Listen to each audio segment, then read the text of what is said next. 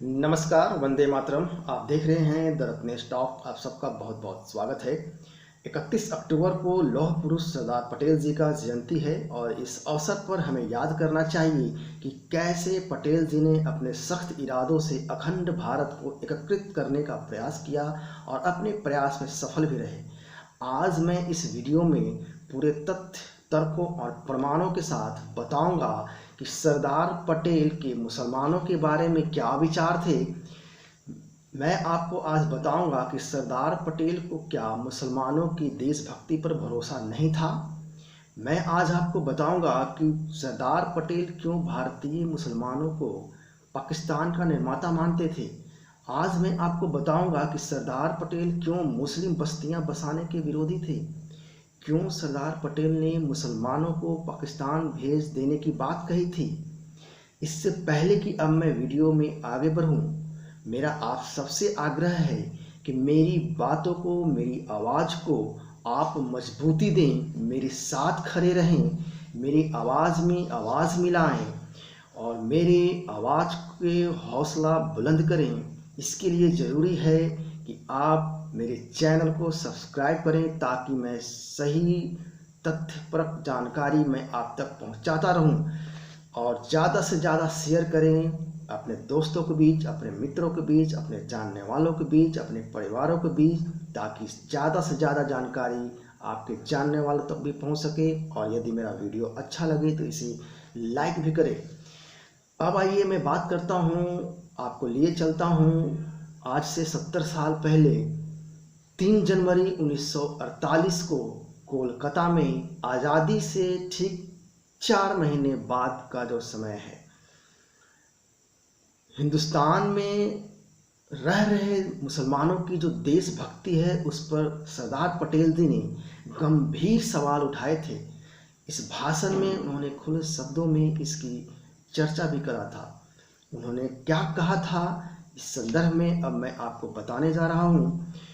सरदार पटेल के भाषण को आप उनके ही शब्दों में सुन सकते हैं। उस वीडियो का लिंक मैं इस वीडियो के डिस्क्रिप्शन बॉक्स में डाल दूंगा, आप उसे अवश्य सुनें।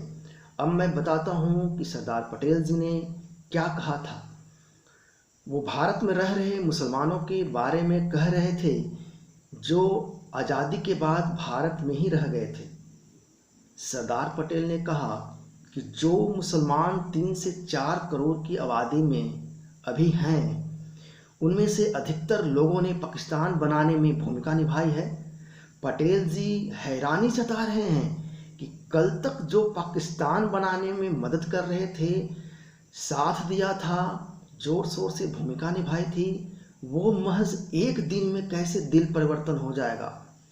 दरअसल सरदार पटेल मुसलमानों की मानसिकता को बहुत अच्छी तरह से जानते थे, समझते थे। खासकर मुस्लिम के जबरन हक मांगने की मानसिकता और मुस्लिम तुष्टीकरण के खिलाफ भी थे वह। इस बात का सबूत मिलता है आज़ादी के बाद भी, जब संविधान सभा की बैठक में मुस्लिम लीग के नेता मुसलमानों के लिए चुनाव में अलग से रिजर्वेशन सीट जो है, आरक्षित सीट की मांग कर रहे थे। अब आप सोच रहे होंगे कि आज़ाद भारत में मुस्लिम लीग के नेता क्या कर रहे थे। तो मैं आपको बता दूं कि 1945 के केंद्रीय असेंबली चुनाव में 40 में से 40 सीट जीत गई थी मुस्लिम लीग, जो कि मुसलमानों के लिए आरक्षित थे। और ये ज़्यादातर सीटें भारतीय इलाकों में ही थी, जो आज़ादी मिलने के बाद जो भूखंड भारत को मिला। यदि आपको लग रहा है कि भारत के बंटवारे के बाद सारे के सारे जिन्ना मुस्लिम लीग के नेता, कार्यकर्ता, उसके अनुयायी, उसके समर्थक पाकिस्तान चले गए होंगे, तो आप बिल्कुल गलत हैं। मैं आपको इस संदर्भ में बताता हूँ कि जिन्ना के चेले जो हैं 15 अगस्त 1947 के बाद भी पूरे हक के साथ भारत के संविधान सभा में बैठे हुए थे और देश के संविधान बना रहे थे। जिन्ना के जो इन चेले थे उसका मैं आपका नाम इस वीडियो में अभी बता रहा हूँ। पहला है नाम मद्रास स्टेट के बी बोकर सहाय बहादुर। दूसरा नाम है जिन्ना के सबसे खासम खास लखनऊ की बेगम आज़ाद रसूल। तीसरा नाम है बंगाल के नजीरुद्दीन अहमद। चौथा नाम है केरल के KTM इब्राहिम। पांचवा नाम है असम के सैयद साउल्लाह। और छठा नाम है मेरठ के नवाब मोहम्मद इस्माइल खान। ये सब कुछ नाम हैं जो जिन्ना के अनुयायी, जिन्ना के समर्थक भारत में ही रह गए।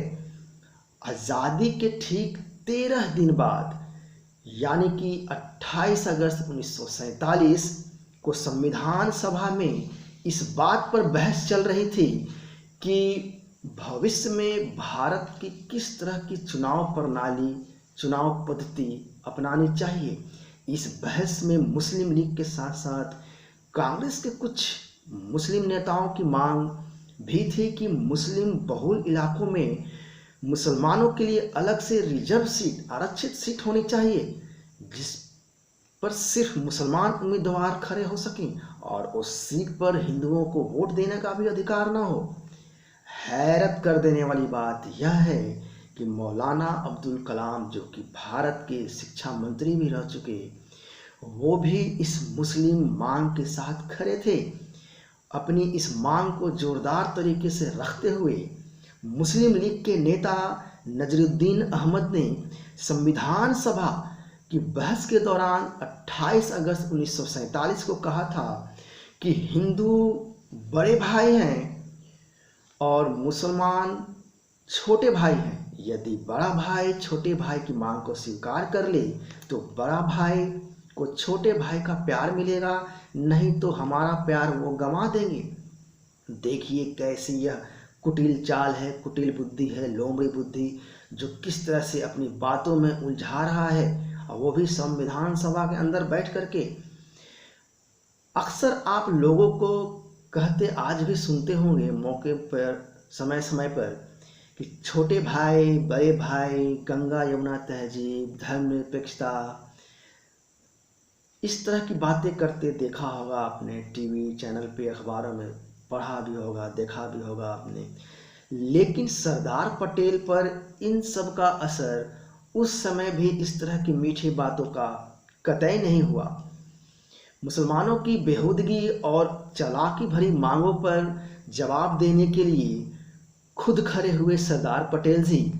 संविधान सभा में उन्होंने जो जवाब दिया उसे हम सभी को ध्यान से, गौर से विचार करना चाहिए और हम सभी को जानना चाहिए। जो आज के तारीख में धर्मनिरपेक्षता का गुणगान करते हैं, उन्हें भी यह सुनना चाहिए, देखना चाहिए, समझना चाहिए। पटेल जी का भाषण बहुत ही काम का है। आज के संदर्भ में उसे हर राष्ट्रवादी हिंदुस्तानी को जानना चाहिए। साथ ही आज के प्रत्येक मुसलमान को सुनना चाहिए कि देश का एक महानायक क्या सीख दे करके चला गया। उन्होंने कहा था 28 अगस्त 1947 को ही कि मैं छोटे भाई यानी मुसलमानों का प्रेम गंवा देने के लिए तैयार हूँ। हमने आपका प्यार देख लिया है।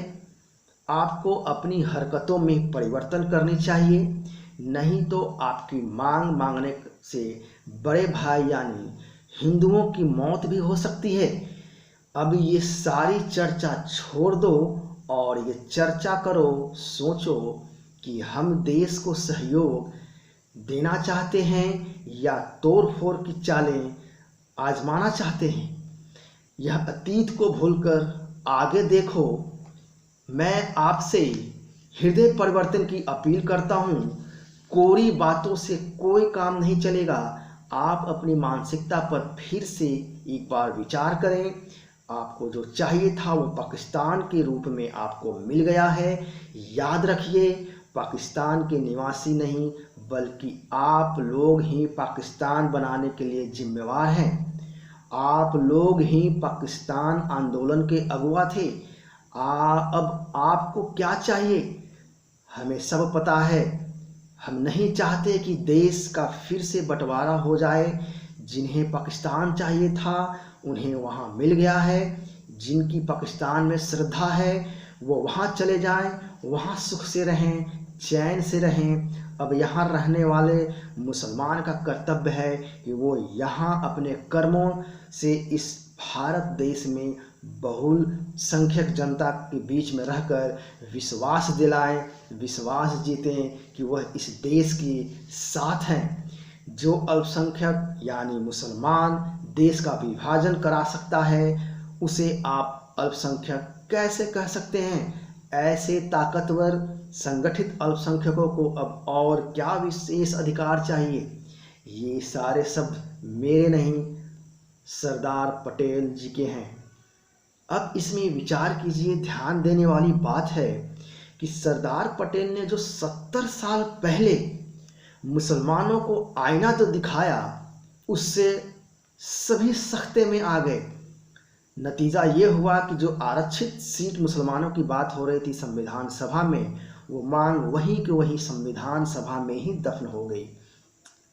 और संविधान सभा में जिन्ना के चेलों को अपनी मांग से पीछे हटना पड़ा। लेकिन सरदार पटेल के बयानों की खास बात ये थी कि उन्होंने कहा कि जिन्हें पाकिस्तान में श्रद्धा है वह पाकिस्तान चले जाएं। सोचिए, आज के समय ये यदि कोई नेता कहता भी है और कहते भी हैं तो उन्हें सांप्रदायिक कह दिया जाता है। तो क्या आज के जो टुकड़े टुकड़े गैंग हैं उनके अनुसार भारत के प्रथम गृह मंत्री सांप्रदायिक थे? यह भी सोचनीय है, विचारणीय है। इतना ही नहीं, सरदार पटेल ने तो एक समय पर यह भी कह दिया था कि अगर जितने हिंदू वहाँ से मार करके यहाँ भेजे जाएंगे उतने ही मुसलमान यहाँ से पूर्वी पाकिस्तान भेज दिए जाएंगे।